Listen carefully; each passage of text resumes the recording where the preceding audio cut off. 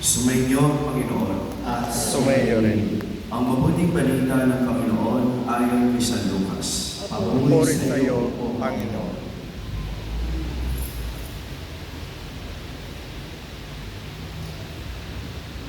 Maganda at pinagpalang umaga po sa inyong lahat.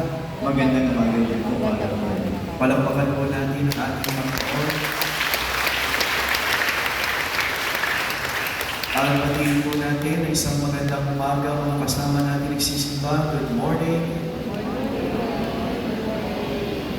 At magandang umaga rin po sa lahat ng mga nakikiisa sa pagdiriwang ng misa na ngayon ay nanonood sa Facebook page ng ating parokya.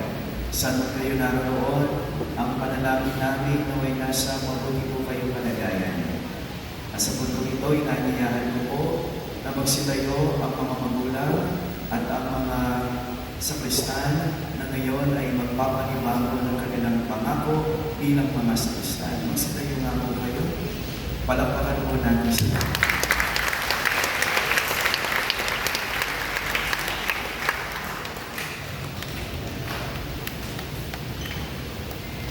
Mga kapatid, malinaw po ang sinasabi ni Jesus sa Ebanghelyo natin ngayon.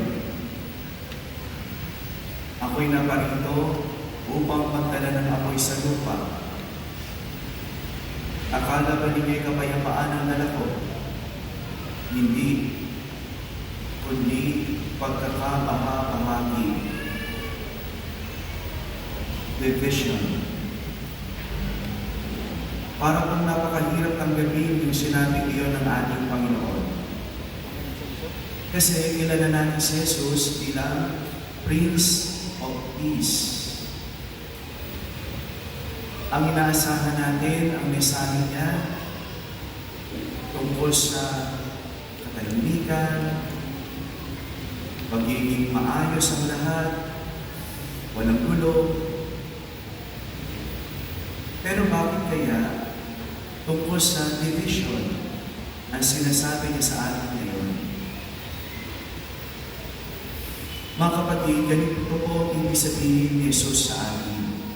Ito ang mensahe na nais siyang iparating.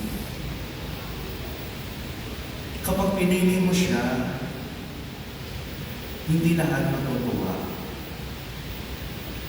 Kapag pinili mo ang tama, may mga masasagasaan, meron kang masasaktan. Kapag pinili mo ang katotohanan, may hindi papayag. At doon, mga kapatid, nagkakaroon ng division. Pero ito rin yung magandang balita. Ito rin yung magandang paalaala sa atin. Ng division ay pwedeng maging biyaya. Division could also be a blessing.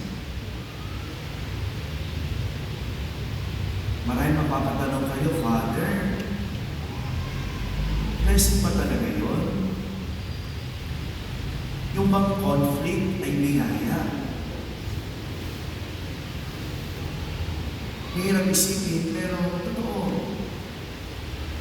Lalo na kung yung division ang siyang magtutuwid sa atin. Lalo na kung yung division ang maglalantad ng ating tunay na motibo. Biyaya ang division. Pwede magiging daan upang malinis ang ating kalooban. Alam niyo po, sa ating parokya, dumaraan din tayo sa matitinting diskusyon tungkol sa titulo ng Mahal na Birhen. May mga tampuhan, may mga alitan, may di nag-uusap.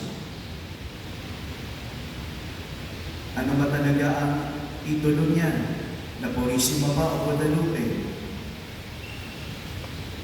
Merong division. Pero sa kabila ng lahat, mga kapatid, sa division na ito, lumalabas na meron talagang kailangang baguhin. May mga puso na kailangang palambutin. May mga nakasanayan o nakagisnan na dapat iwasto. Kaya yung akala natin nasisira, siya palang magpapatibay sa atin bilang isang pamayanan. Ganyan din naman mga kapatid sa ating personal na buhay. Di ba't may mga magkasintahan na naghihiwalay? Masakit na karanasan yun. Pero doon natututunan ng pundasyon ng tunay na pagmamahala ay tiwala at respeto. Sa pamilya, may ilan lumalayo, nagtatrabaho sa ibang bansa. Mahirap yung ganoong separation. Lalong-lalo na kapag yung isang bata, ng kanilang anak, nasa formation stage. Pero naroon ang pagsasakripisyo ng mga magulang ng pansamantalang maghiwalay. At doon mga kapatid, mas tumitingkad ang pagtutulungan, ang suportahan, ang pagkakaisa ng pamilya na walang bibitaw. May mga tao rin umaalis sa kanilang trabaho. They separate themselves sa kanilang mga katrabaho, sa kanilang mga dating ginagawa, mga nakasanayan na. Pero sa kanilang desisyon to separate, na umalis sa kanilang trabaho, mas nakikita naman nila ang kanilang bagong misyon, bagong pagkakataon na ibinibigay sa kanila ng Panginoon. Kaya mga kapatid, hindi natin masasabi ng lahat ng division, lahat ng pagkakaiwalay ay masama. Minsan ginagamit iyon na paraan ng ating Panginoon upang hubugin, upang turuan tayo. Kaya mga kapatid, kung nakakaranas ka ng conflict, ng tampuhan, ng alitan sa pamilya, relasyon, komunidad, o parokya,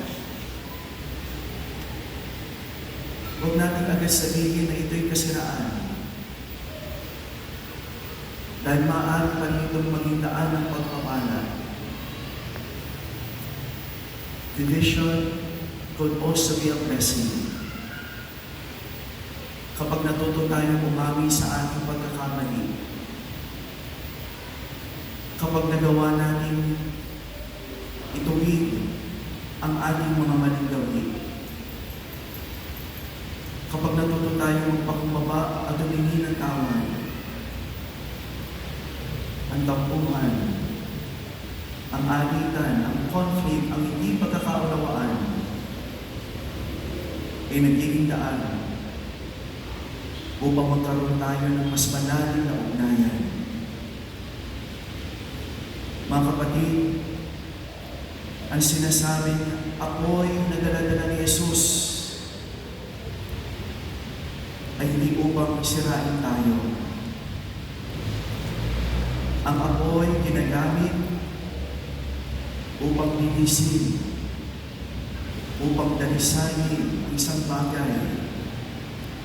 Katulad ng ginto na idinadaan sa apoy upang mas makita ang tingkad nito. Mga kapatid, dalhin natin ang lahat ng division sa panalangin upang ito'y maging daan ng pagbabagong buhay, upang ito'y maging daan ng tunay na pagkakaisa. Let us always remember that division would also be a blessing. Amen.